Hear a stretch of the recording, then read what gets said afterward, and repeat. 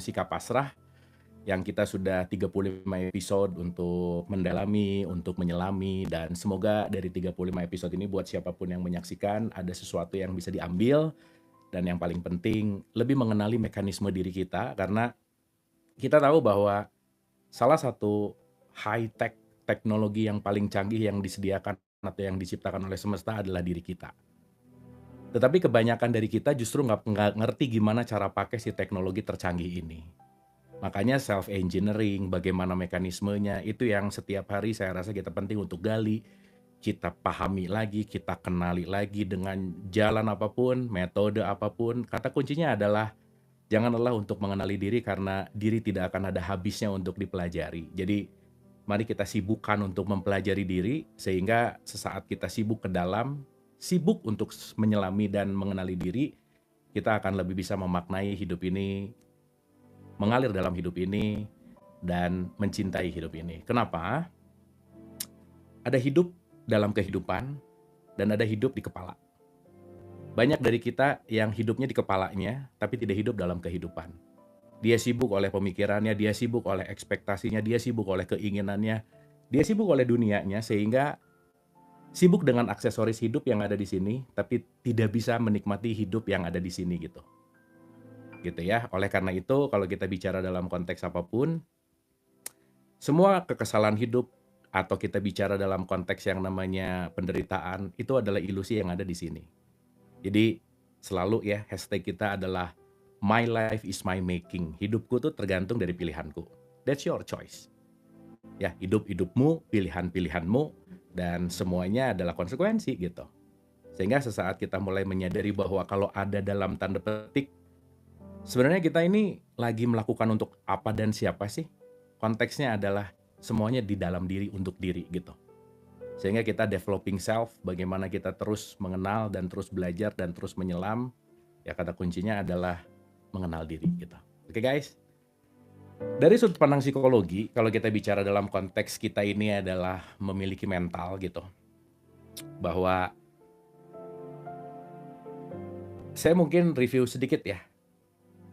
Letting Go adalah sebuah buku monumental yang menjelaskan cara paling efektif untuk menyernakan berbagai hambatan batin menuju pencerahan. Setelah didera puluhan penyakit kronis yang tak tersembuhkan oleh metode medis, Dr. Hawkins memasrahkan semua penyakitnya hingga satu persatu sirna. Hampir semua penyakit fisik dan mental disebabkan oleh emosi-emosi negatif yang terpendam di alam bawah sadar. Ketika emosi-emosi negatif terpendam di alam bawah sadar dan dilepaskan, di situ mulai terjadi yang namanya kesembuhan gitu. Nah, jadi ini life story-nya David Hawkins yang dibukukan dengan metodologi penelitiannya beliau. Sehingga kalau kemarin nonton Ground Zero saya sama Sabrang bahwa ada 3 aksioma yang paling mendasar. Nomor 1 bahwa kita semua punya kebutuhan. Kalian nggak ngapa-ngapain juga nggak apa-apa sih, tapi kebutuhan kalian tidak terpenuhi, kan itu poinnya. Kita semua punya kebutuhan. Maka ada movement. Nah, yang menarik adalah setiap movement itu didasarkan menurut Kahneman itu dia punya sistem 1 dan sistem 2 gitu. Jadi Kahneman tuh bilang bahwa ada sistem 1 yang namanya reaktif, sistem 2 yang namanya responsif. Yang nomor 1 tuh cepet, dia yang namanya automatic, yang kedua tuh ada sadarnya dulu gitu. Nah, yang menarik adalah coba rasain deh. 98% dari keseharian kita melakukan dengan sistem 1 di mana konteksnya adalah reaktif. Jadi kita tuh dikasih pikiran tapi jarang mikir sih ya, karena kalian tuh kan banyak pikiran bukan sering mikir ya. Kira-kira gitu. Nah, maka dari yang kedua ini, ketiga adalah semuanya adalah keputusan gitu. Karena setiap saat kita tuh mengambil keputusan. Dan pertanyaannya adalah bukan penting sih ya, perlu lah ya, kan gak ada yang penting gitu. Perlu untuk kita sadari bahwa keputusan kita tuh diambil dari mana sih? Ya, apakah keputusan itu diambil dari sesuatu yang diulang-ulang? Iya, sistem 1 rata-rata benar banget, benar banget. Apakah kita ini program yang sama, tapi ingin menghasilkan sesuatu yang berbeda gitu. Ya, nah makanya saya rasa teman-teman dari jalur manapun, ayo belajar gitu. Karena setiap pembelajaran dan pengetahuan yang datang ke kita tuh, kata kuncinya adalah bagaimana kita mengenali mekanisme kan. Karena balik lagi ya, hidup tuh nggak bisa terjadi sesuai dengan apa yang kamu mau gitu. Pada akhirnya kita akan mengikuti selera realitas. Pertanyaannya, mau nggak melepaskan ego kita untuk mengalir dengan realitas? Dan disitulah puncak dari kehidupan. Yang boleh jadi kita banyak terjebak sama aksesoris hidup gitu. Ya, jadi ada aksesoris hidup, ada drama hidup dan ada hidup gitu. Nah, jadi balik lagi ya, kalau drama yang sering dikasih makan maka hidupnya pasti penuh drama. Nah, letting go ngajarin kita gimana caranya menyelaraskan dengan seleranya semesta gitu. Ya. Jadi kalau pinjam dari perspektifnya Nikola Tesla bahwa if you want to know the secret of universe, kalau kamu mau tahu rahasianya semesta, ada three terms dia bilang. Energi, vibrasi, dan frekuensi. Karena everything is all about energy gitu. Semuanya itu adalah energi. You are not your age, you are your in energy gitu. Kamu tuh bukan masalah usianya berapa, tetapi konteksnya adalah energinya. Seberapa lama kita hidup, kalau kita menggunakan vibrasi yang sama, ya kita akan menelik realitas yang sama gitu. Dan manusia tidak pernah berubah oleh idenya, tapi dia berubah oleh ketidaknyamanan. Maka beruntunglah dan bersyukurlah terhadap ketidaknyamanan yang hadir ke dalam diri kita. Karena itu yang membawa kita, mengundang kita untuk mau berubah, move on, bertumbuh, dan kita mau mengalir gitulah kira-kira ya. Alright, so saya selalu pengen mengulang-ulang dulu bahwa Hawkins itu punya namanya LOC, Level of Consciousness. Jadi dia dari hasil penelitiannya dia bikin derajat lah untuk memudahkan gitu. Ya. Teman-teman tahu ya, kita itu punya tubuh. Tubuh itu berkaitan sama emosi. Makanya emosi dalam bahasa Inggris itu disebut emotion, energy in motion. Maka ada tubuh berkaitan sama emosi, emosi memengaruhi perasaan, perasaan memengaruhi pikiran. Pikiran memengaruhi keputusan. Keputusan memengaruhi feedback hidup. Jelas ya? Makanya kita sebut tubuh ini jasad, pikiran, perasaan, emosi kita sebut manas. Makanya kita ini jasad, ada manas, dan ada kesadaran itu nanti namanya isa. Makanya kita disebut manas dan isa gitu. Manusia itu adalah manasnya toolsnya, isa itu adalah dirimu yang sejati dalam perspektif ini. Nah jadi kalau kita mulai menyadari bahwa oh iya ya, tubuhku berkaitan dengan emosiku. Berarti menjaga kesehatan tubuh adalah menjaga emosi, adalah menjaga perasaan, adalah menjaga pikiran. Makanya saya selalu ulang-ulang, kalau nggak ngerti konteks ini, output dari pikiran adalah perilaku, itu namanya akhlak. Dan semua nilai manusia itu dinilai dari konteks namanya akhlaknya. Bukan agamanya, bukan ritualnya, bukan garis keturunan siapa, tapi konteksnya adalah apa yang kamu lakukan. Nah artinya, apa yang kamu lakukan tergantung apa yang kamu pikirkan. Berarti kalau pikirannya A, perilakunya pasti A. Di dalamnya A, keluarnya pasti A. Di dalamnya kopi, keluarnya pasti kopi. Di dalamnya busuk, keluarnya kata-kata busuk. Di dalamnya kasar, keluarnya kata-kata kasar. Di dalamnya benci, keluarnya kata-kata kebencian. Jadi kalau kita mulai ngelihat ada orang lagi ngeluarin kata-kata benci ke kita, kebencian bukan datang dari luar tapi datang dari dalam dirinya. Jadi alih-alih kita ikut tersulut benci, mending disadari. Oh, di dalamnya lagi chaos nih. Gitu. Cuman pas aja kita yang datang mencet tombol chaosnya gitu. Ya, poinnya ada di situ gitu. Karena luka udah ada. Yang datang itu cuman mencet tombol gitu.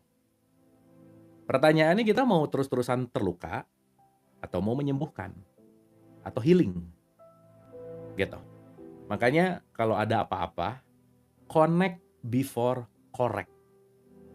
Terkoneksi sebelum mengkoreksi. Nah ini kadang-kadang nggak terkoneksi, pengennya ngoreksi mulu. Ya nggak connect, mengkoreksi, nggak akan terjadi apa-apa. Kenapa? Karena nggak pas gitu. Makanya yang selalu menjadi hashtag kita gitu ya, sebanyak-banyak yang kita tahu, lebih banyak yang kita nggak tahu. Dan kalau orang nggak pengen tahu, nggak usah dikasih tahu. Karena kenapa? Salah satu sifat alamiah manusia tuh nggak suka dikasih tahu. Dan otak kita didesain untuk mengikuti apa yang dia percaya. Jadi kalau enggak ya udah. Itulah kenapa kita nggak punya kuasa untuk mengatur kehidupan orang lain gitu. Ya. Nah, ini kan kalau nggak dipelajari, kita di sistem satu terus gitu. Ngerasa bener, ngerasa orang harus ngedengerin saya, ngerasa orang harus ngikutin maunya saya, ngerasa mereka harus nurut gitu. Kita tabrakan terus sama sistem gitu. Kita tabrakan terus sama realitas. Nah, tabrakan sama realitas tuh nggak ngalir nantinya. Ya, jadi kalau mengalir tuh flowing. Makanya dalam teologis kenapa surga itu digambarkan seperti air yang mengalir gitu. Sehingga kalau kita bicara air yang mengalir berarti dia flowing. Flow like a water. Berarti fresh. Always fresh gitu. Nah, jadi dalam perspektif Hawkins, kita ulang-ulang, di level paling rendah itu namanya shame. Gitu ya, di level yang paling rendah itu namanya shame. Shame itu adalah rasa malu. Oke? Rasa malu itu adalah merasa diri sangat hina dan memalukan. Jadi, aduh saya tuh hina, memalukan, saya tuh nggak bisa apa-apa, nggak tahu apa-apa. Penting ya untuk kita merasa nggak tahu apa-apa, tapi poinnya adalah beda dengan nggak tahu apa-apa dalam level sadar dan dalam level yang namanya malu gitu. Ya, kebayang nggak teman-teman? Kalau ada orang lahir di lingkungan keluarga yang orang tuanya dikit-dikit, "Alah kamu mah apa sih, kamu mah bisanya apa, kamu tuh hanya anak seorang, kamu tuh." Dia diinstal kekerdilan-kekerdilan di dalam dirinya. Maka programnya ke bawah sampai gede tuh. Nggak pedean, ya, nggak apa, gimana ya, dia shame-nya tuh tinggi banget gitu. Ya, jadi level yang bawah paling bahaya itu disebut shame. Karena satu level di bawah shame, di level 20 itu peniadaan diri namanya. Jadi kalau ada panggilan-panggilan untuk menyudahi hidup gitu, itu biasanya lebih bawah dari yang namanya shame. Dan saya punya teman yang sering juga udah pernah saya undang dan ajak ngobrol, ada yang udah hampir 15 kali untuk mencoba menyudahi dirinya tapi memang belum berhasil gitu, karena ada di level itu gitu ya. Naik satu level namanya guilt, rasa bersalah, naik satu level namanya apatis, naik satu level namanya grief, duka cita, naik satu level namanya fear. Saya cepet aja ya karena ini udah nih. Jadi kalau dinilai itu dari level 20, 30, 50, 75, dan 100. Nah, kemarin kita baru saja di 35 berbicara tentang hasrat atau desire. Desire itu 125 levelnya. Nah, yang agak aman itu di level 200, teman-teman. Jadi kalau di level 200 ke bawah, itu disebut force namanya. Itu menyedot energi, itu merendahkan energi, dan itu membuat kita jadi dalam tanda petik tidak berdaya gitu. Ya. Di level hasrat di 125 itu adalah orang yang tipikal selalu mencari keuntungan, perolehan pribadi, kesenangan, dan mendapatkan sesuatu di luar dirinya, selalu haus, tidak pernah puas, dan tamak. Di level desire, intinya adalah, pokoknya aku harus punya, sekarang juga. Pokoknya kalau udah ada tipikal-tipikal, mau, sekarang harus. Nah, itu 125 banget gitu, hati-hati.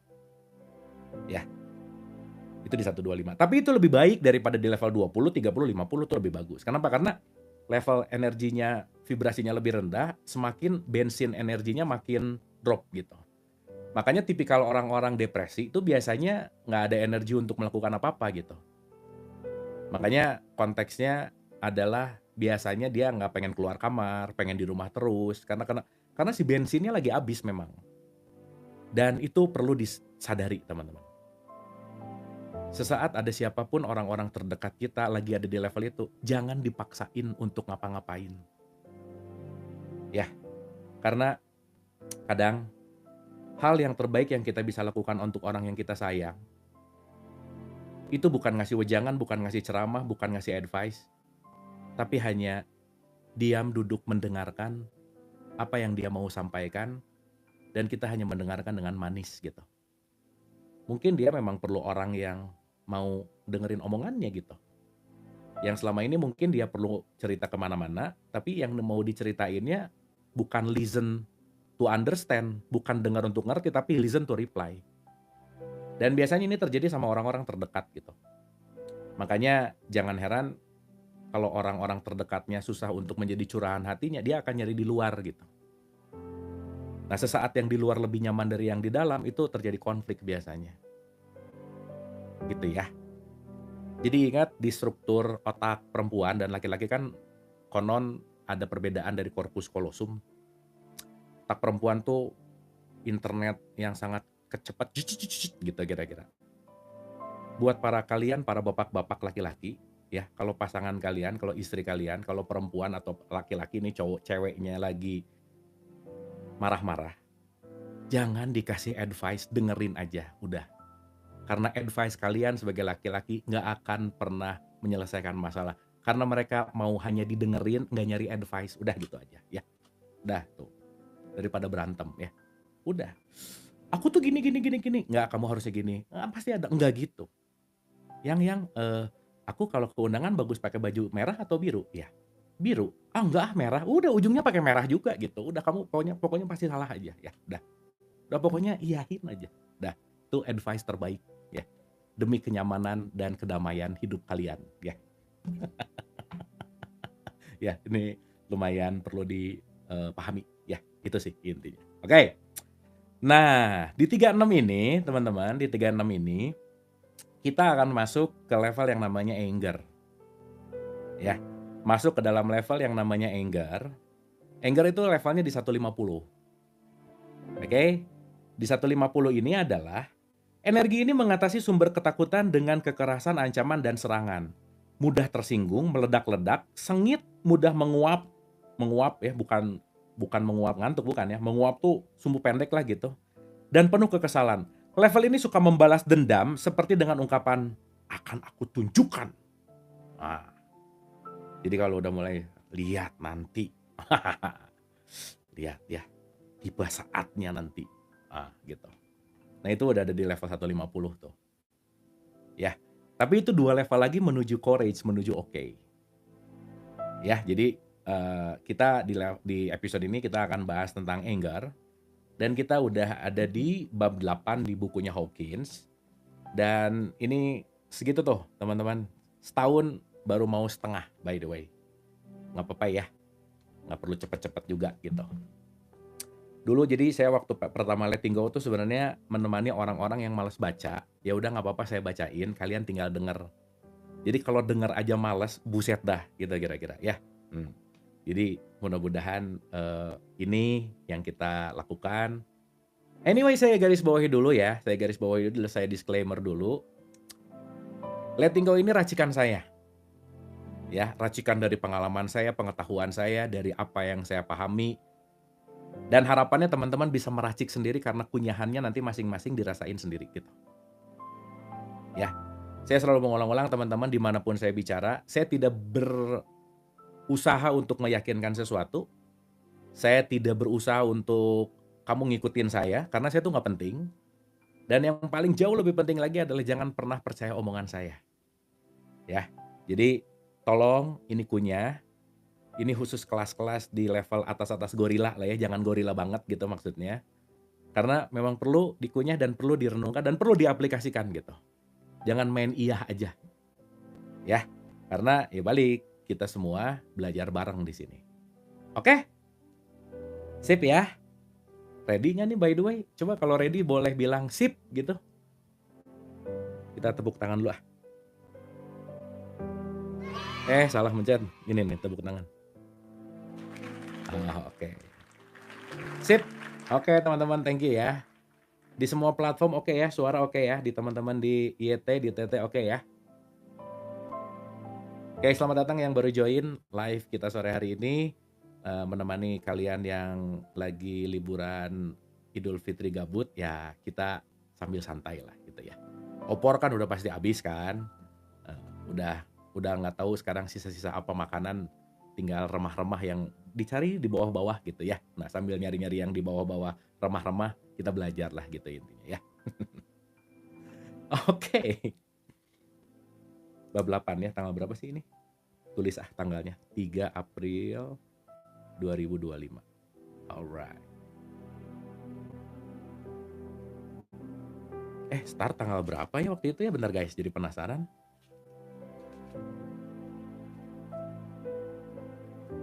Start adalah tanggal mana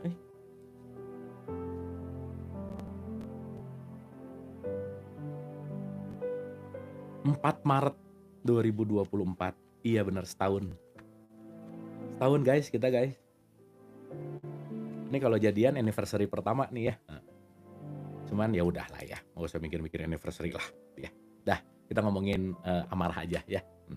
Oke. Amarah bisa bervariasi, mulai dari kemurkaan hingga kekesalan ringan. Jadi ada murka, kekesalan ringan, ya. Ini termasuk dendam, kebiadaban, kedongkolan, amuk, kecemburuan, niat buruk pada orang lain, niatan membalas dendam, kebencian, penghinaan, kegusaran, kengeyelan, sikap bermusuhan, sarkasme, ketidaksabaran, rasa frustasi, kenegatifan, agresi, kekerasan, kemuakan, kekejian, pemberontakan, perilaku meledak-ledak, agitasi, pelecehan, kekerasan, sikap berapi-api, kemasaman, kecemberutan, dan dan sikap keras kepala. Buset, banyak banget ya. Nah, pokoknya itulah ya. Ini tipe-tipe amarah tuh. Variasi-variasi amarah ini dicontohkan dengan baik oleh berita harian di televisi. Jadi kalau kalian sering nonton TV, berarti kalian sering nonton amarah ya. Karena kalau ada berita, hari ini semua penerbangan baik-baik saja dan semua cuaca baik-baik saja dan semua berjalan dengan baik-baik saja. Nggak akan ada yang nonton beritanya, bener nggak? Ya, karena bad news is a good news gitu. Jadi memang pasti yang diberitain sesuatu hal yang penuh dengan quote and quote amarah. Makanya channel-channel amarah banyak penontonnya pasti ya. Sok aja ditonton, dilihat ya, itu terbukti gitu. Ya nggak apa-apa, namanya juga for the sake of entertainment. Itu penting ya. Nggak penting sih, perlu ya. Kalau muak amarah, iya dong. Amarah bisa muncul terkait teknik pelepasan itu sendiri. Amarah yang terjadi ketika kita melepaskan perasaan-perasaan yang kita hargai di masa lalu, amarah karena takut kehilangan, amarah pada perasaan-perasaan secara umum, amarah pada satu perasaan yang tidak segera sirna. Jadi ada nempel agak lama dan nggak mau dilepas gitu. Oke, teman-teman, saya mau ngomongin dulu dari teknisnya ya. Oh ya, anyway kita tuh levelnya nggak pernah ada yang sama ya teman-teman ya. Kita tuh selalu loncat-loncat loh, bangun tidur bisa di 20, nanti santai dikit ke 200, nanti lagi gimana banget, nanti naik ke 600, turun lagi ke bawah. Kita tuh berbolak-balik ya. Cuman kalau udah ngerti ini, seenggaknya sadar, oh aku lagi di level bawah nih, gitu. Kalau disadari, diterima, oh ya udah, lagi di level bawah nih. Nggak ada orang di level atas mulu, nggak ada. Ya, Dalai Lama pernah ditanya, Dalai Lama nih, Master, masih marah nggak sih dalam hidup? Dia senyum. Kan manusia, ya marah lah. Oh gitu. Tapi marah saya sama marah 5 tahun lalu beda. 5 tahun lalu marah saya 5 menit. Sekarang saya cuman masuk ke level marah paling beberapa detik. 3 detik marah, balik lagi, santai. Nah gitu. Makanya sebenarnya kita tuh ngejaga di titik balance gitu loh teman-teman. Ya, titik balance tuh titik tengah gitu. Jadi kalau lagi naik dikit ke tengah, bawah dikit ke tengah gitu. Ya, ada marahnya? Ada lah. Kalau nggak ada marahnya nggak hidup ya. Nah, sip ya. Saya tuh sering marah sama kucing ya. Soalnya jarang nurut, kucing saya tuh males nurut. Disuruh kesini malah pergi gitu. Nggak suka marah tuh sama kucing. Dan enaknya marah sama kucing, dia nggak marah balik ya. Jadi kucing tuh nggak baper. Nah, jadi mending marahan sama kucing ya, enak. Dia nggak bales ya. Gitu kira-kira. Oke? Sama. Ya oke. Gitu kira-kira. Oke. Ya, tar. Ini komentar-komentar gini nanti jawabannya pelan-pelan di bawah ada, tenang ya. Teman-teman, kita ngomongin mekanisme dulu ya. Ini saya ngambil bukan dari Hawkins, tapi ngambil dari beberapa source. Let's say saya ngambil dari 3 source saja. Ini rangkuman dari Greg Braden, satu. Yang kedua Bruce Lipton, yang ketiga Joe Dispenza. Tara Swift juga mungkin ya. Itu nama-nama ahli-ahli neuroscience salah satunya yang yang meneliti tentang level of emotion. Ya, anyway. Bagaimana amarah terjadi? Baik secara mekanisme biologis dan psikologis. Coba sekarang kita telah ya teman-teman ya, telah. Jadi gini, harapannya abis ini begitu marah, dicek dulu nih. Rata-rata begitu marah, lampiaskan dulu, nggak pernah dicek gitu. Jadi bener sih, ya. hal yang paling mahal dalam hidup itu adalah tenang dalam setiap kondisi sih. Makanya belajar tenang tuh gimana ya, latihan tenang tuh sangat-sangat memengaruhi kualitas hidup gitu. Nah Sok, ini kalau sekarang yang lagi pas lagi marah ya, coba pertama, gimana ya, pertama tuh kalau kalau ngelihat orang nyebelin yang bikin marah tuh coba dirubah dulu mindset-nya, "Tar, ini bahan latihan saya nih," gitu. Ini saya udah pakai metode ini lebih dari 7 tahun teman-teman. Dulu dulu tuh guru saya ngomong gini, "Abu, kalau kamu marah sok hitung 1 sampai 200 baru kamu respon." Waktu itu saya nggak ngerti kan, ini guru saya tuh ngomong apa sih nggak nyambung, marah sama ngitung lagi. Tapi saya cobain begitu lagi ada orang nyebelin ya, wah kan suka ada yang sok-sokan tuh ya, sok-sokan membantah sesuatu yang dia nggak nonton utuh, terus komplain, terus komen. Oh dulu tuh kayak gitu ditanggepin gitu. Terus tapi dihitung tuh, saya hitung 1, 2, 3, 4, oh iya ya. Di kisaran-kisaran hitungan 50 gitu, itu tuh turun loh voltasenya, set, set, gitu. Meskipun nggak bunyi sih ya, tapi turun gitu sih voltasenya. Keinginan untuk ngebales, keinginan untuk marah balik tuh jadi turun gitu. Nah, yang menarik adalah secara biologis, amarah muncul sebagai respon terhadap ancaman yang dirasakan, jadi ada ancaman gitu. Jadi kalau pakai mekanismenya ya teman-teman, ini rada belajar sedikit ya. Di otak kita tuh punya 3 brain. Ada reptilian brain, limbic system, prefrontal cortex namanya. Ya, semuanya pasti punya. Yang paling awal mula, yang paling awal awal otak itu tumbuh itu adalah reptilian brain. Makanya kita tuh semua tuh punya otak reptil.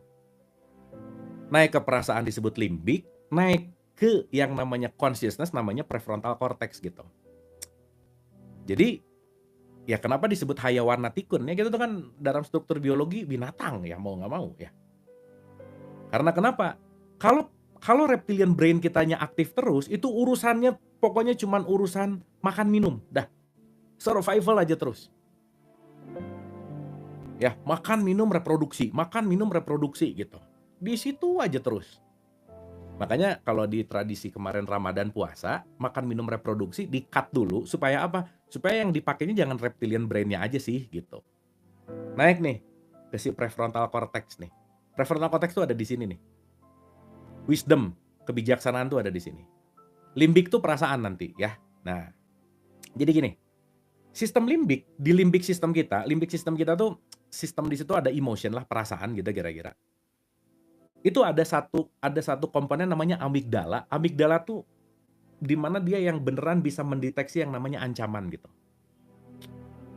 Makanya ada amigdala hijack, nanti kita bahas ya lebih dalam. Nah, artinya kalau itu terjadi, tubuh kita tuh secara alamiah melepas yang namanya hormon adrenalin dan kortisol. Itu yang disebut dengan hormon stres.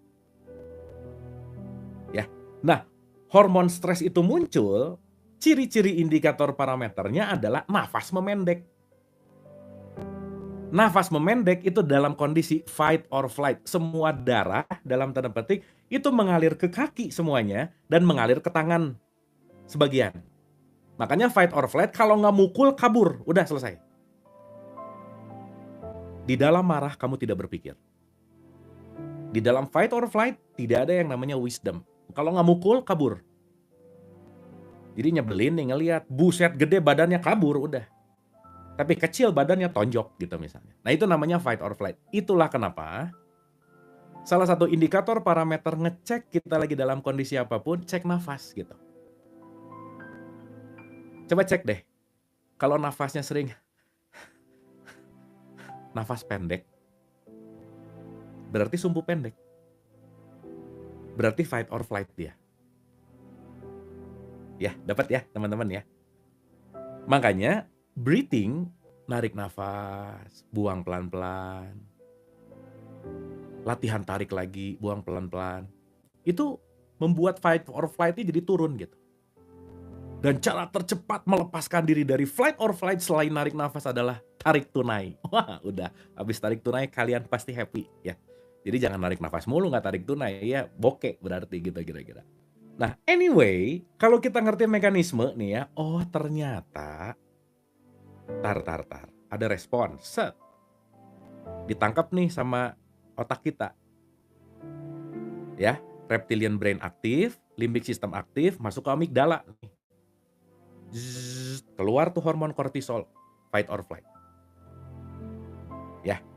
Nah, jadi ini salah satu dari sudut pandang psikologis ya teman-teman. Seringkali amarah itu bukan emosi primer, tapi reaksi atas emosi yang lain. Jadi ternyata itu tuh amarah tuh karena satu takut, malu, atau nggak berdaya. Karena takut amarah. Oh berarti ini bukan masalah marah nih, aku takut nih. Nanti dikenali itu si emosi dasarnya anyway. Ya, nanti kita bahas emosi dasar di kecerdasan emosinya Daniel Goleman, nanti kita bahas itu. Nah, dalam perspektif ini dirangkum bahwa amarah akarnya adalah satu, trauma masa lalu. Dah, pengalaman yang tidak aman. Jadi traumamu adalah akar dari amarahmu. Ya, kita semua manusia nggak mungkin nggak punya trauma, nggak mungkin. Oke? Yang kedua, keyakinan dan ekspektasi yang tidak realistis. Jadi hati-hati sama keyakinanmu dan hati-hati sama ekspektasi. Aduh udah deh, kalau udah diikat sama keyakinan, udah aja. Salah satu sulitnya tumbuh berkembangnya kesadaran adalah terikat kepada keyakinan yang lampau. Ya. Yang ketiga, ketidakmampuan mengelola emosi. Yang keempat, lingkungan sosial. Dan yang terakhir disebut perasaan tidak adil atau tidak dihargai. Ya, jadi teman-teman ngerti dulu. Kenapa pause moment jeda tuh penting lah ya, saya ngomong penting sih di sini. Kenapa? Karena sesaat apapun kalau kitanya waspada, punya self awareness, punya self consciousness, kita nggak dijebak oleh yang namanya emotional hijack namanya. Karena kalau emosinya menjebak kita hanya akan melakukan gara-gara emosi, bukan nalar kritis atau bukan clear thinking namanya. Namanya jadi reaktif gitu. Kebayang nggak? Hal itu diulang lagi, akhirnya jadi habits. Once jadi habits, kalian dikontrol sama habits, titik. Di situ hilang yang namanya free will. Udah nggak ada free will lagi di situ. Kenapa? Setiap reaktif kita dikontrol oleh habits gitu. Nah makanya habits ini nanti yang akan jadi sesuatu yang sangat-sangat perlu untuk kita latih gitu. Ya, takut pusing ngomongin mekanisme, saya balik dulu ke buku. Saya ulang ya teman-teman. Saya mau nanya dulu deh. Merasa nggak kalian punya pilihan bebas dalam hidup? Coba jawab iya atau tidak. Merasa nggak? Bebas memilih dalam hidup. Merasa nggak? Iya atau tidak? Coba dijawab dulu.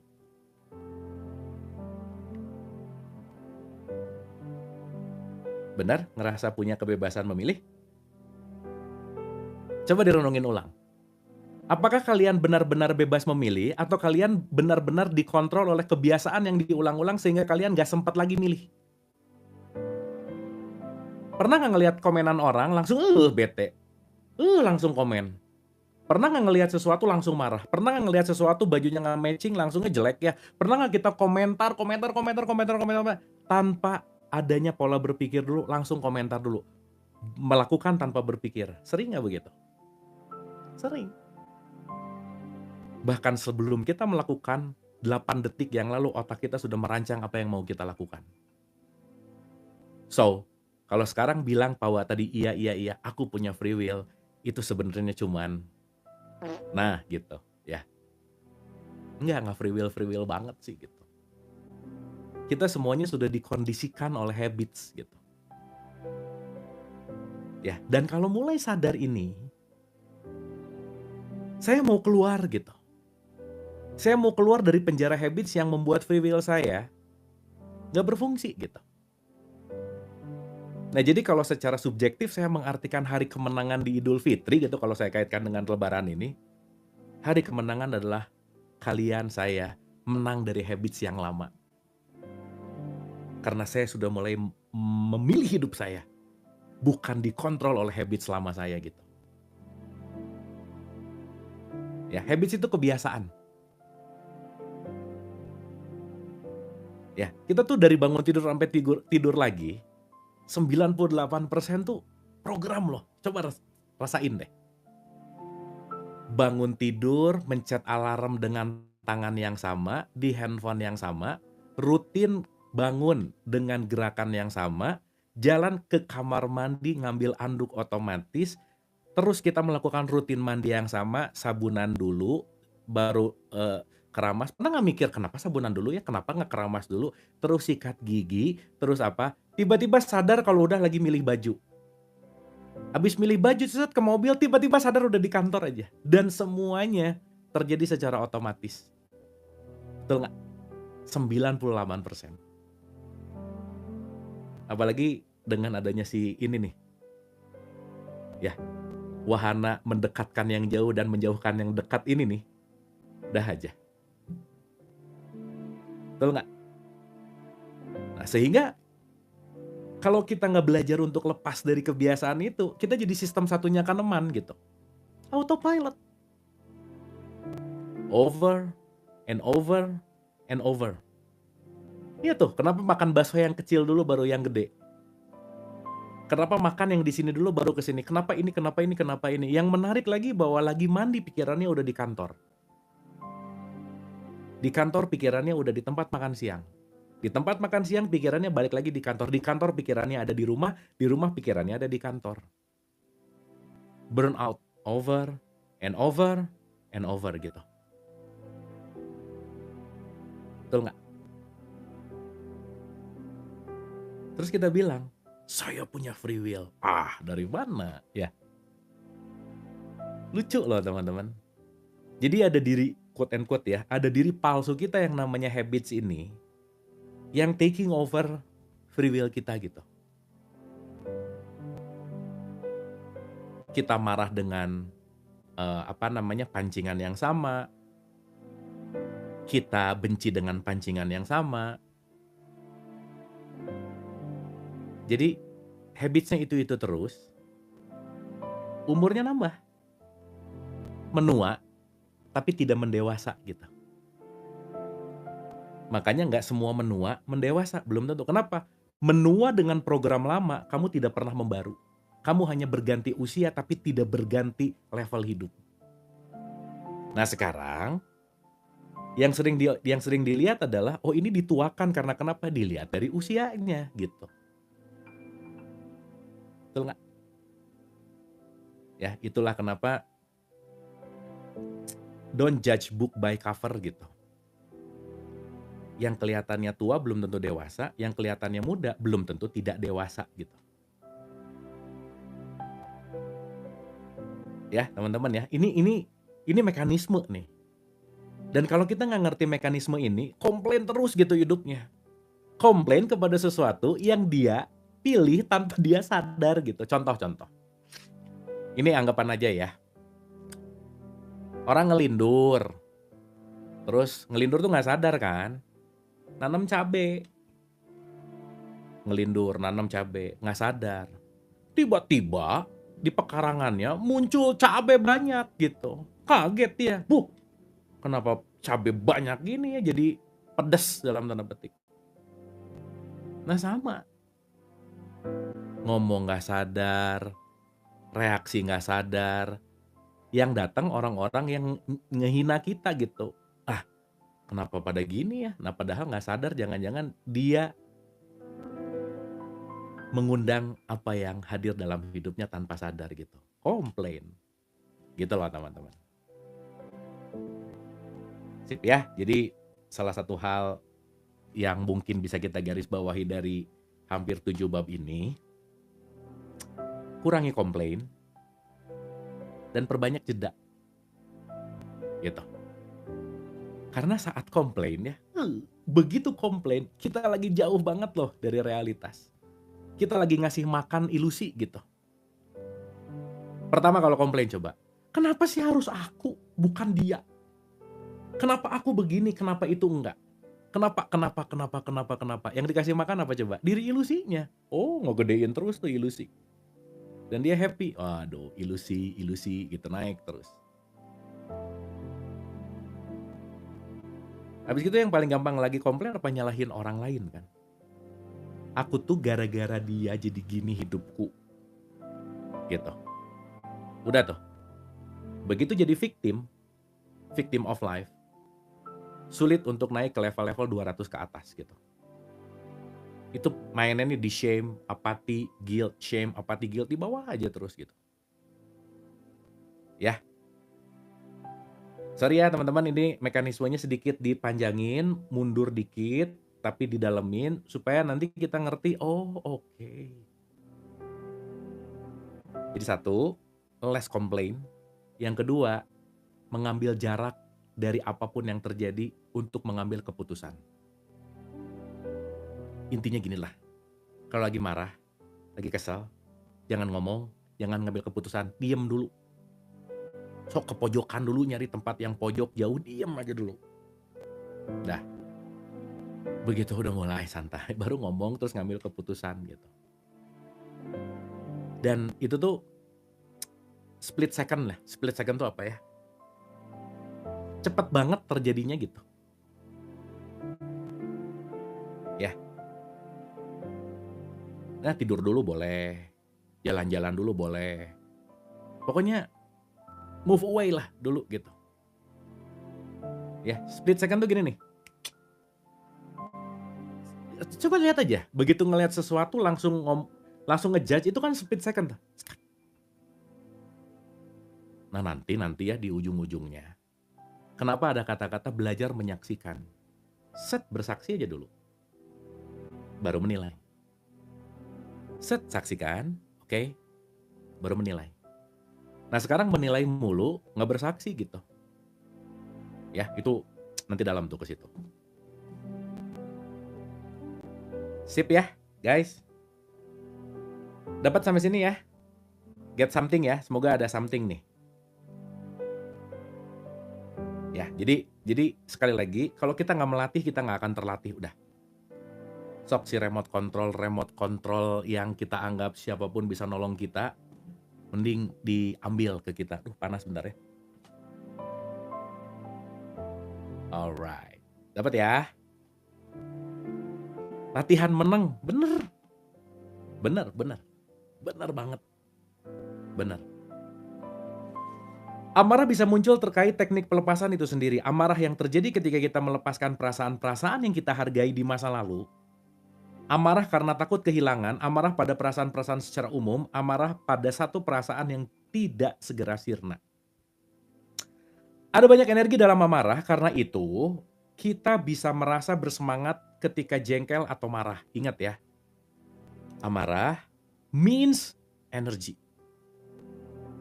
Ya, jadi kalau ada amarah, ingat ini energi nih.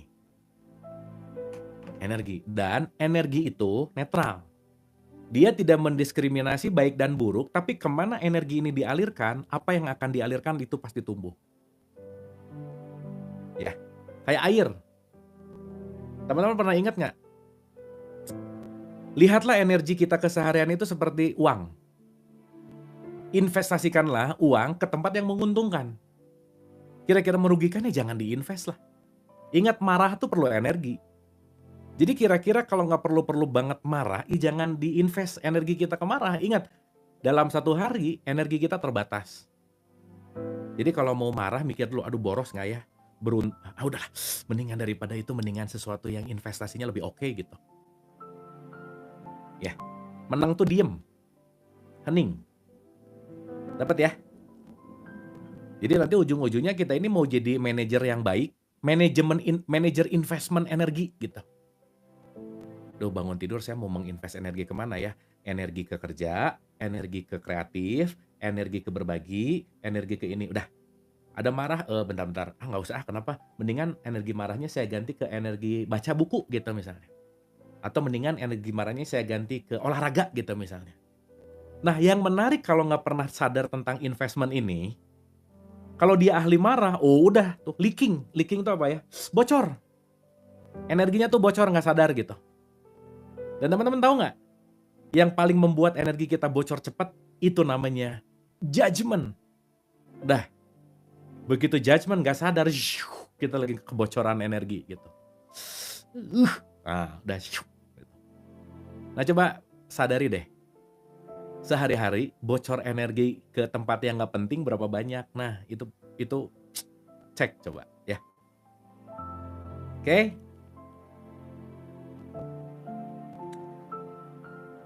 Ada banyak energi dalam amarah. Karena itu, kita bisa merasa bersemangat ketika jengkel atau marah. Salah satu trik yang bisa dipelajari adalah bergerak cepat dari apati dan duka cita kepada amarah, kemudian melompat dari amarah ke kebanggaan lalu ke keberanian. Nah, jadi nanti kalau udah nyampe ke keberanian, si Hawkins bilang, dari level bawah kalau energi naik, cep, udah diem di level 200 aja gitu. Mekanismenya nanti ngerti. Dalam amarah, ada energi untuk bertindak. Ini menghasilkan banyak perbuatan di dunia. Ketika orang-orang tak berpunya terbakar oleh nafsu dan bergerak karena amarah atas kekurangan mereka, amarah yang mengobarkan dan menghembuskan mereka, amarah itu menggerakkan mereka ke dalam tindakan yang diperlukan untuk memenuhi impian mereka demi kehidupan yang lebih baik. Nah, sekarang teman-teman kita ngambil dulu dari perspektif Buddha. Buddha bilang gini, sesuatu yang di luar diri kamu tuh netral. Deal? Netral. Dendam baik atau buruk? Netral. Benci baik atau buruk? Netral. Termasuk marah baik atau buruk? Netral. Ketika dia dendam, saya dendam sama lingkungan karena saya lapar, saya dendam kepada kelaparan saya, dan saya kedendaman ini saya akan lampiaskan bahwa tidak boleh ada orang yang lapar di sekitar saya. Karena saya dendam kepada kelaparan. Impact-nya jadi bagus nggak? Dendam membuat dia, tetangganya jadi nggak lapar. Ya, sip ya, dapat ya. Jadi nanti kita ngerti centering nih. Gitu. Jangan salah, Taylor Swift diputusin pacarnya. Energinya dijadiin lagu. Lagunya laku. Dapat duit dia. Jadi diputusin berkah atau musibah? Berkah, duit banyak. Nah, udah diputusin, ngelempar piring. Nangis di pojokan, duit enggak, piring habis, pacar hilang. Wah, rugi. Bener nggak? Gitu. Ya. Jadi, my life is my making. Titik tuh ya.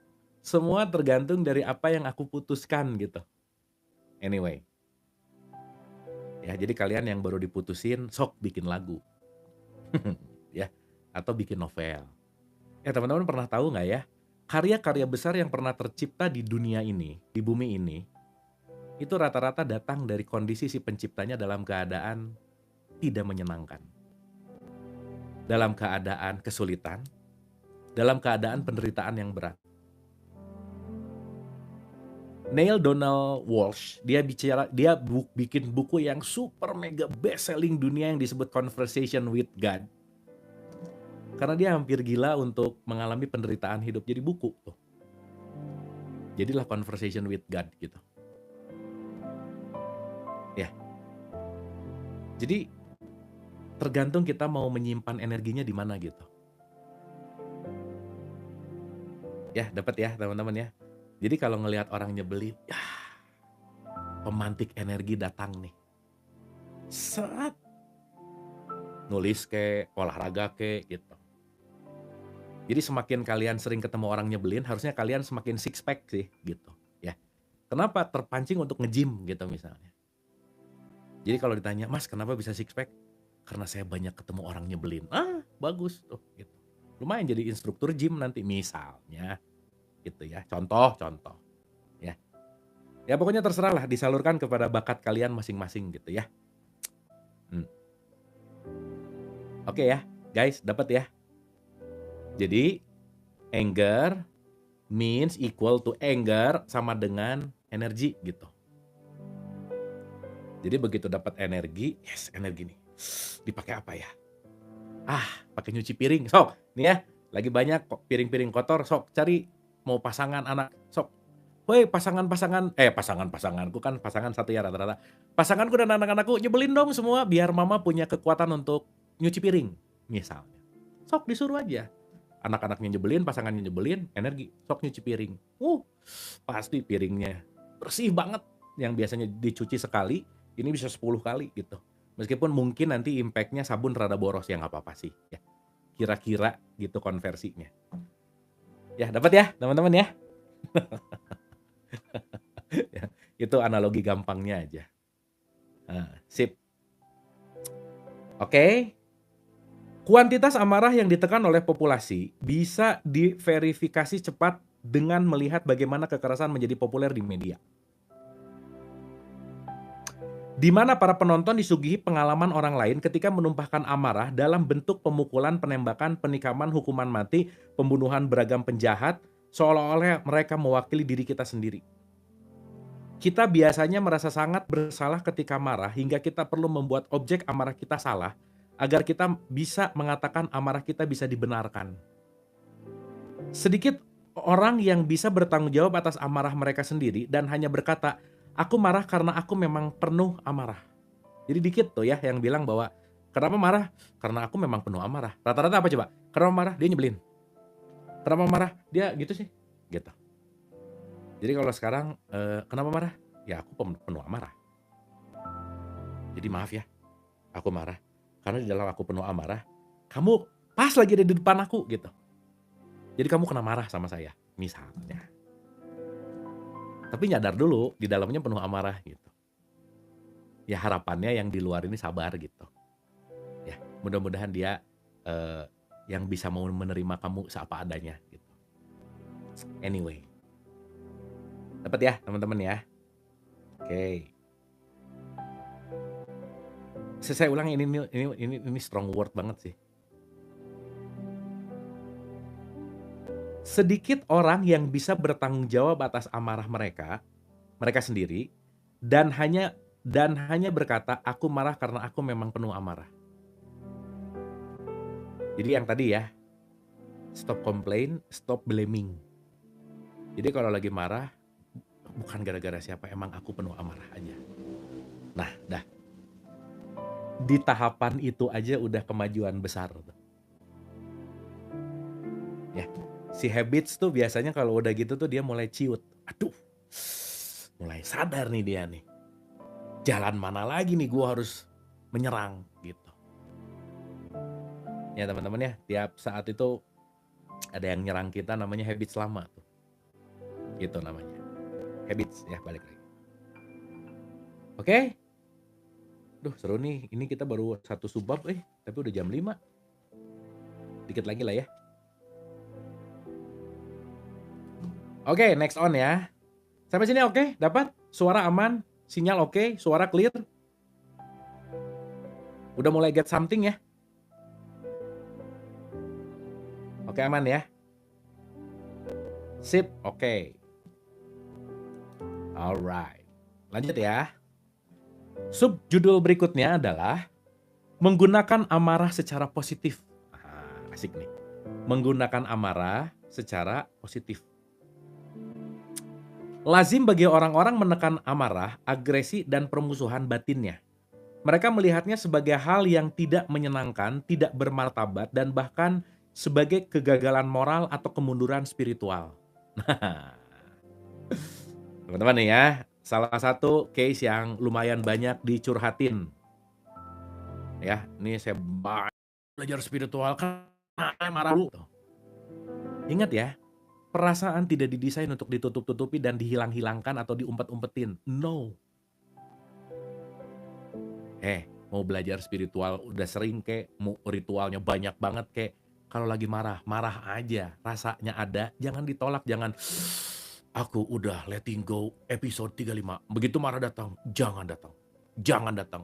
Udah letting go. Nggak bisa. Nggak bisa. Ya karena nanti ngerasa, aduh nggak ada kemajuan nih, udah ngaji 10 tahun gini-gini aja. Iyalah. Kenapa? Karena menolak perasaan. Ingat ya, what you resist, persis apa yang kamu tolak, dia akan menguat 3 kali lipat. Letting go, diterima. Duh apa ya, keajaiban-keajaiban tertentu gitu seminar misalnya. Tapi kenapa masih gini ya? Duh, ya nggak boleh gini. Gitu. Ya, sip ya. Ini disadari nih. Gini, udahlah. Once kita belajar gini-gini jangan ngerasa baru belajar. Ini kadang ya, baru belajar, baru dengerin, baru nyimak kayak gini-gini, selesainya udah langsung, aku udah spiritualis banget. Gitu. Belum baru juga belum. Jadi kadang-kadang obesitas pengetahuan begitu tahu ngerasa udah gitu. Aduh, aku tuh letting go banget sekarang orangnya gitu misalnya. Alah, itu juga tahu episode 36, abis gitu denger lagi. Abis gitu nanti ada yang nyebelin, aduh aku tuh udah letting go diulang-ulang ya, kenapa sih gitu. Ya paham ya teman-teman ya. Jadi jangan merasa soleh dan soleha kalau udah rajin ngaji gitu misalnya. Belum loh, karena baru bunyi gitu. Belum dialami gitu intinya. Sip ya. Mereka tidak menyadari bahwa amarah yang ditekan masih menyimpan energi amarah. Nih, kamu tuh nggak sadar, energinya nggak hilang. Ingat, energi tuh nggak bisa hilang. Tapi dia bisa bertransformasi gitu. Mereka tidak menyadari bahwa amarah yang ditekan masih menyimpan energi amarah dan jika tidak dikenali dan diatasi akan berdampak buruk bagi kesehatan dan perkembangan secara keseluruhan. Intensi di balik amarah itu negatif dan akan membuahkan konsekuensi-konsekuensi yang sama bahkan meskipun tidak diekspresikan. Pendekatan yang membantu adalah dengan melihat energi amarah secara positif dan menggunakannya untuk menyalakan ambisi dan tindakan kita dalam cara yang bermanfaat. Misalnya, katakanlah kita marah pada bos kita. Nah, ini pasti relevan banget sama teman-teman yang ada di corporate ya, marah sama bosnya. Kita merasa kesal, si bos nih gitu. Ia sepertinya tidak pernah mengakui kemampuan atau upaya kita. By the way, bos itu kan nggak terlalu peduli sama kebahagiaanmu, yang penting targetnya tercapai, kan gitu ya. Tapi kita tahu, tidaklah bijaksana untuk mengungkapkan amarah dan kebencian kita. Iya, nanti dipecat. Ya, makanya kita perlu sedikit yang namanya manner. Manner itu melakukan sesuatu yang tidak asli ya. Manner itu kan menempatkan ketidakaslian. Ya, yang sering dikasih contoh gitu, pagi-pagi bos datang, sekretarisnya senyum, "Pagi, Pak." Gitu. Kesel padahal di dalam hatinya, "Mati aja lu." Gitu. Kan tapi jangan diomongin, nanti berantem gitu. Ya. Nah, itu disitulah skill kita dalam bersosialisasi diperlukan. Itu namanya topeng, betul. Makanya kita perlu persona. Makanya Carl Gustav Jung, kita itu punya arketipe namanya. Salah satu arketipe kita adalah persona, topeng. Tapi topengnya ingat-ingat kalau itu lagi dipakai topeng. Pulang ya udah jangan pakai topeng lagi gitu. Ya jangan pakai topeng ke bawah kemana-mana, jangan. Ya beda tempat beda topeng gitu. Anyway, jika itu terjadi, kemungkinan besar kita akan kehilangan pekerjaan tuh ya bener ya. Atau setidaknya menimbulkan amarah bos yang berkelanjutan. Oke? Yang paling bagus, ekspresi amarah kita akan menyebabkan situasi yang tidak mengenakan. Sebaliknya, kita bisa membuat keputusan untuk menggunakan energi amarah dengan cara yang konstruktif, membangun. Ini bisa menjadi inspirasi bagi kita untuk menciptakan proyek yang bisa membuktikan keunggulan kita. Amarah bisa menjadi energi untuk bergerak keluar dari situasi yang tidak memuaskan. Kita bisa menggunakan energi amarah untuk menciptakan peluang kerja baru atau menemukan pekerjaan yang lebih baik. Membentuk sebuah komite, memperbaiki situasi kerja, memulai serikat pekerja, atau apapun yang kita pikir bermanfaat bagi tujuan personal kita. Means, your anger equal energy. Marahmu sama dengan bensin. Ya, oke ya. Dapat ya? Dalam hubungan-hubungan pribadi, peluang yang sama pun eksis di sana. Amarah bisa dimanfaatkan untuk menginspirasi kita meningkatkan keterampilan komunikasi, mengikuti kelas hubungan interpersonal, atau mendaftar dalam program pengembangan diri. Amarah bisa mengilhami kita untuk mendedikasikan ulang, untuk melakukan upaya yang jelas, dan untuk melakukan pekerjaan yang lebih baik. Dengan cara ini, situasinya bisa mengakibatkan komitmen kembali, mampu menginspirasi kita untuk melihat ke dalam diri dan melepaskan semua perasaan negatif melalui penerimaan. Alih-alih melepaskan amarah, kita bisa menerimanya. Daripada dilepasin meledak, diterima sebagai energi, bensin, dan bensinnya dipakai untuk melakukan hal-hal yang menguntungkan buat kita. Itu perlu latihan switchingnya, teman-teman. Contoh, tahun 2010 dulu, sebelum buku ini launching nih, ini ada sisa satu buku. Ini buku kedua saya, by the way, teman-teman. Perdana saya nulis buku karena marah, karena ada amarah. Meskipun waktu itu saya belum ngerti gini-gini. Iya, wah saya tuh marah gitu ya. Marah tuh dalam artian, aduh gimana ini ngebuat orang tuh ngerti ke level esensi, kesel gitu. Karena bagi saya paling nyebelin ketemu orang bego gitu. Ketemu orang yang susah ngerti itu, dulu sih, sekarang enggak ya. Enggak beda maksudnya. Ya, artinya ini gimana ya? Marah nih. Dikedepanin cara neranginnya dibagusin apa dan enggak ngaruh juga. Baru nyadar ya, oh bener ya. Udahlah. Pinter itu ada ukurannya, bego itu enggak terukur. Unlimited gitu. Ya kalau udah bego. Jadi ada mega bego, super bego, tera bego, giga bego, sampai di bawah, sampai paling bawah gitu. Misalkan marah nih. Jadi buku. Jadi buku itu hasil dari kegemesan saya untuk ngelihat orang-orang yang malas mikir gitu. Jadilah buku Hukum Langit lah yang pertama. Udah nggak ada sih sekarang di pasaran, udah nggak cetak ulang. Nah cuman ini saya bicara dalam konteks yang namanya pengalaman gitu ya, secara subjektif, bahwa kalau pada saat itu saya marahnya dilampiaskan dengan kesel terus, dengan action-action yang nggak penting, nggak akan jadi buku akhirnya gitu. Makanya teman-teman, kalau kalian kebetulan rumahnya dekat laut, kalau marah, silahkan kuras lautan sok sampai habis. Dikuras tiap hari, kayak nguras akuarium ya. Siapa tahu nanti jadi lebih bersih gitu. Ya, laut jadi bersih, kalian jadi berjasa gitu kira-kira. Dapat ya teman-teman ya. Nah, benar, ada orang marah jadi makan mulu juga, hati-hati sih. Hati-hati. Marah tapi martabak 2 loyang habis gitu. Wah, itu nggak terlalu bijaksana sih ya. Karena karbohidrat nambah, gula nambah, beban nambah. Ingat, berat badan nambah, beban nambah, kesehatan berkurang loh. Ya hati-hati ya. Saya kalau bisa lagi marah, mulut tutup gitu. Jadi martabak nggak masuk, ngomong-ngomong nggak keluar gitu. Kalau bisa, gitu. Kalau bisa. Oh benar, ngitung pasir juga boleh tuh. Sok kalau lagi marah datang ke pantai 1, 2. Tuh mudah-mudahan sebulan kehitung tuh ya. Sadar-sadar udah di RSJ gitu, nggak apa-apa juga ya, daripada jadi ngerusak ya gitu. Misal. Kira-kira. Dapat ya guys? Jadi di subbab ini adalah marah, amarah sama dengan bensin. Ya, jadi kalau lagi marah, aduh ada bensin nih, ngapain ya?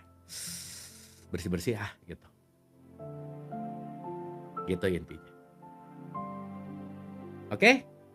Nah sekarang pertanyaannya, gimana caranya untuk merubah? Latihan, udah nggak ada lagi. Set, bensin. Di sini dirubah nih. Ngapain ya? Gitu. Kalau marah dugem boleh. Terserah lah pokoknya, atur aja gitu ya. Kan pilihan-pilihan kalian, bebas lah pokoknya.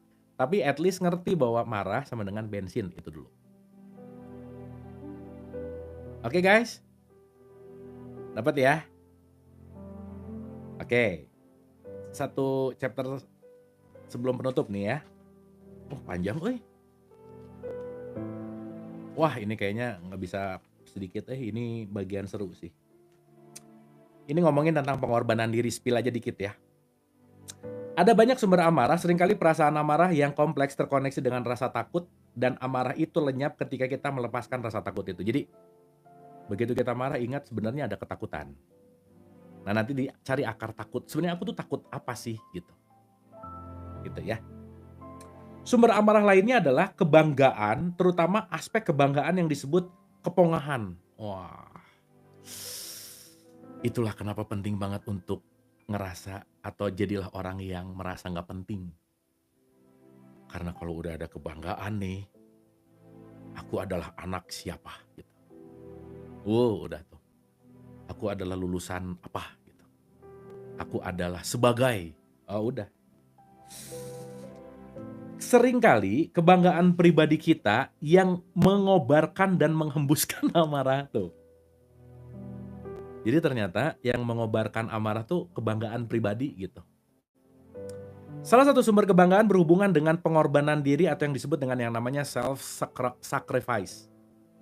Jika hubungan kita dengan orang lain terkait dengan diri kecil kita dalam bentuk pengorbanan, maka kita mempersiapkan diri untuk meledak dalam amarah di masa mendatang karena orang lain biasanya tidak menyadari pengorbanan kita dan karena itu tidak mungkin memenuhi harapan kita.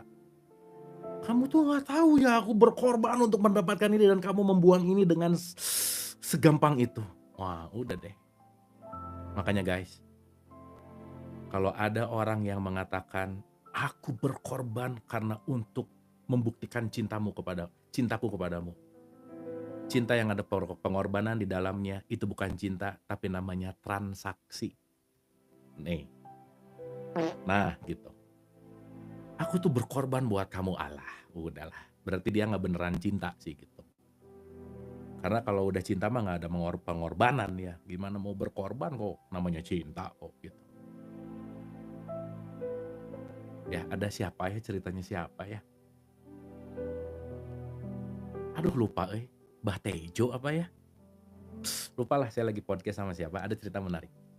Ada anaknya bilang, Pak kayaknya aku mau nikah deh sama lelaki pilihanku.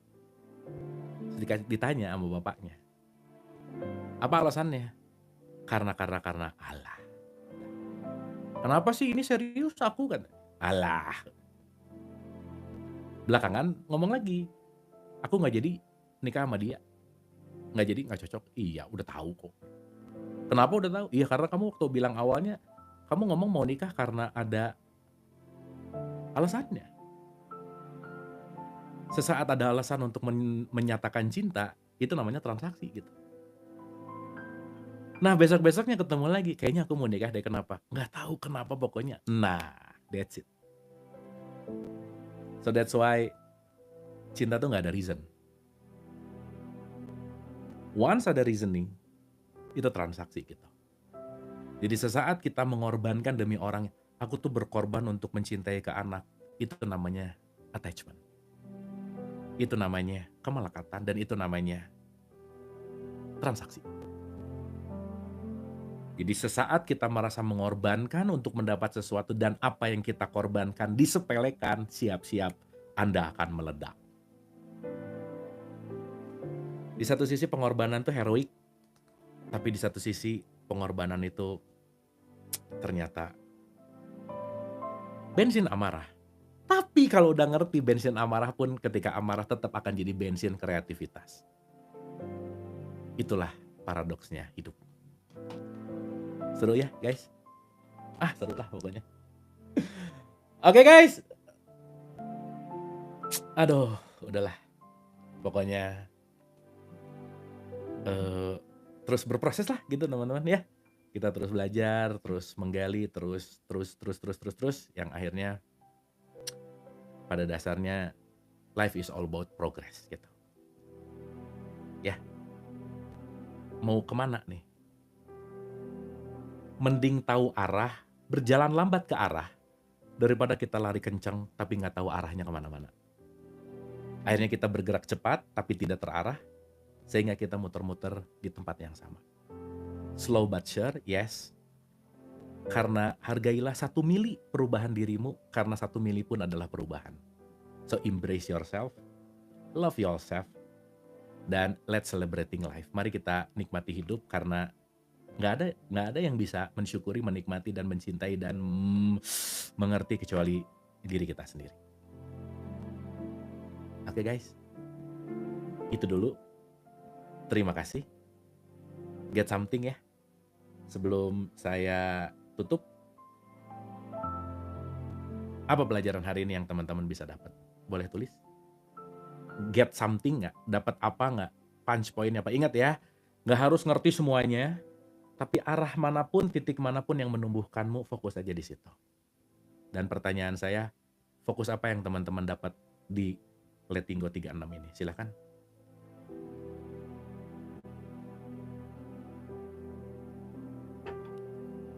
Amarah sama energi, oke. Dapat ya? Ingat, ini baru tahu, punya, icip-icip, alami, bersaksilah. Sehingga dari yang tahu, jadi bersaksi. Dari bersaksi, mengalami. Dari mengalami, bertumbuh. Ya, tahu, saksikan, alami, tumbuh. Tahu, saksikan, alami, tumbuh. Dah, diulang-ulang. Terima kasih teman-teman. Semoga dapat sesuatu. Sehat selalu dan love you all. Thank you.